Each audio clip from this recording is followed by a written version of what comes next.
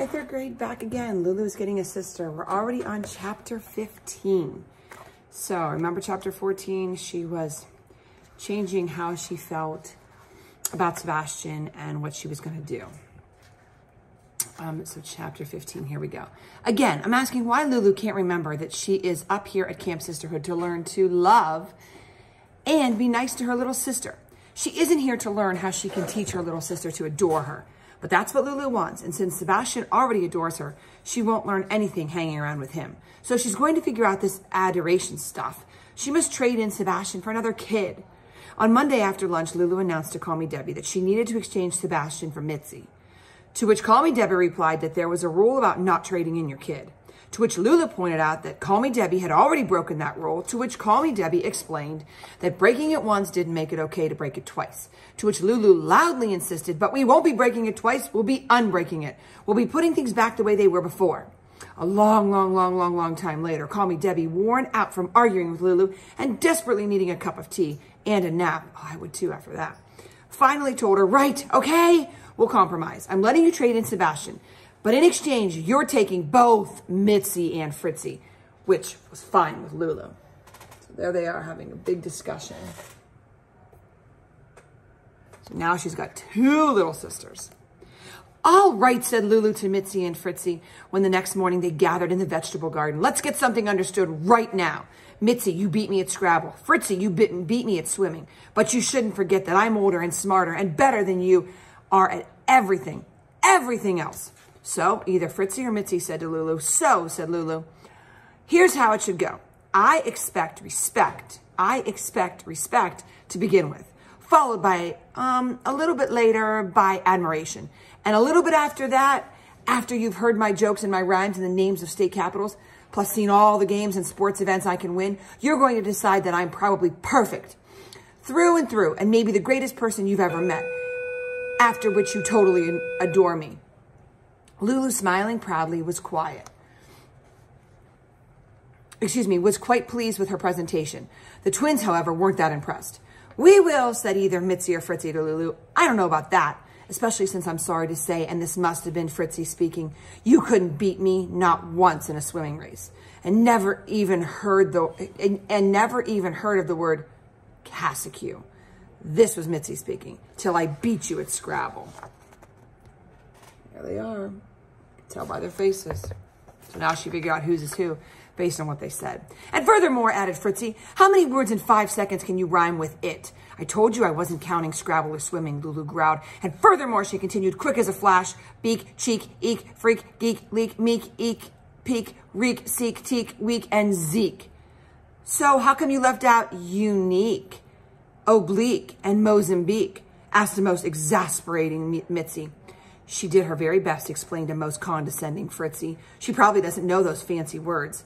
Let's start weeding this garden, hissed Lulu, who almost couldn't stop herself from doing or saying something she certainly shouldn't. And I don't want you pulling out anything but the weeds. While they worked in the vegetable garden together, Lulu slowly calmed down, reminding herself that throwing a tantrum or yanking a hunk of hair wasn't the best way to get the girls to adore her. She decided instead to amuse them with her hilarious "why does nobody starve in the desert" joke.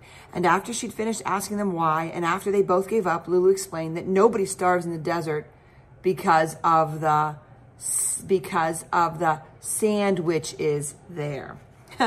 After which there was not a whole lot of laughing, more like none. Not the funniest joke that I've ever heard in my entire life, said Mitzi, but not as bad, said Fritzy, as that one about why did the chicken cross the road. There they are in the vegetable garden. Lulu was starting to feel that this adoration thing might be harder than she expected. So she said, changing the subject, Bismarck, Carson City, Sacramento, Dover. What about them? Asked either Mitzi or Fritzy. They are the capital cities of North Dakota, Nevada, California, and Delaware, said Lulu. And I don't know the other 46 capitals too. Well, isn't she maybe the greatest, said Mitzi to Fritzy, and probably perfect, said Fritzy, through and through. Lulu was getting angry again, angry like steam was coming out of her ears, so she chanted, but just to herself, a calm down chant. It doesn't matter if they disrespect, mock, or ignore me. Before this week is over, they'll totally adore me. When Lulu had finished chanting, however, she was still feeling angry, so she chanted another verse of her calm down chant. It doesn't matter if they are against instead of for me. By Sunday morning, both of them will totally adore me. Lulu was feeling less angry now, but still a little steamy, so she chanted one less verse of her calm down chant.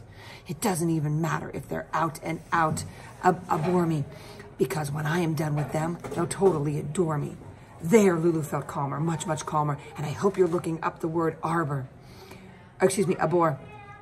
For the rest of her morning with Mitzi and Fritzy, she took them first for a quick dip in the lake and then to bookmark making at Arts and Crafts, reciting state capitals all along the way. Some she got right and some she got wrong, but right or wrong, the twins were not impressed, or amazed, or astonished, and certainly not adoring. Ball games tomorrow, Lulu announced, determined not to be discouraged. Softball, volleyball, and some basketball too. I'll watch you play and tell you everything you're doing wrong, and then I'll get in there and show you the right way to do it. Lucky us, said Mitzi, not sincerely. I'm sure you'll try, said Fritzy, too sincerely. And so the entire next morning, Lulu watched as Mitzi and Fritzy swung and swatted and tried to sink the ball. What's going to happen when they're playing? Carefully pointing out to them what she called their many, many, many mistakes. And then, in what only Lulu would think was a kindly tone voice, explaining what they should do, too. As she put it, maybe stop messing up all the time, after which she got in there and showed them what she herself described as some really good moves. After which Mitzi and Fritzy had only one thing to say to Lulu. What'd they say? It's time for lunch. Where was respect? Where was admiration? And where was even the tiniest, slightest hint of adoration? Here they are playing some softball. She's not getting what she wants from them quite yet. Chapter 16. They only have a few more chapters left. So this chapter, did she win them over? Not quite yet. So let's see what's going to happen. She still has some time left. Maybe she'll win Mitzi and Fritzy over. But I think they're giving her a run for her money right now. All right, see you next time.